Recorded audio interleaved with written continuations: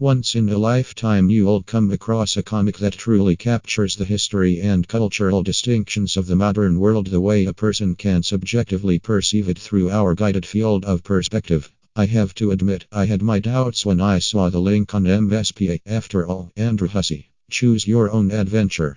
Will this even be good? How ignorant was I to even have these thoughts? Little did I know I was about to indulge in what may have been the best 5 minutes of my life. The beginning started out strong. The opening scenes enticed the audience with a captivating enigma.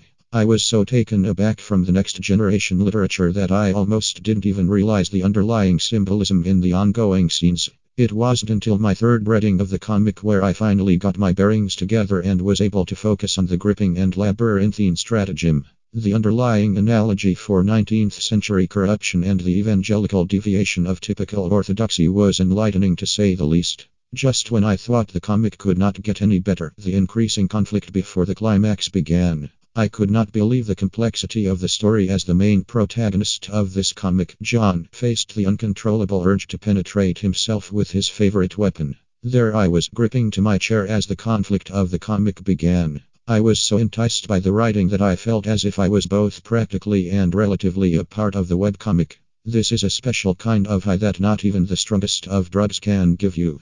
Was I part of the comic? Am I inside the comic right now, looking at a god in heat pleasing himself with a silly hammer? This comic will leave you questioning existential nihilism and the objective skepticism of our perceived valuation of anthropological existence. At this point in the story, I was fully intoxicated by the avant-garde writing style. That's when the plot finally aggrandized and I was completely stupefied. You could have lived 1,000 years of isolation trying to predict the plot twist and you would never even scratch the surface of what actually transpires in the story. I was so bewildered that I actually had to pause reading so that my existential crisis didn't dive too deep inside of myself. Even pausing for a moment was surreal. It's almost as if life paused with the comic. I felt as though I had actually become a fictional tangent quantum. The effects are still wearing off and I haven't been able to read this again in several minutes. I think I'm going to spend the following years afraid of what outside of my house actually looks like.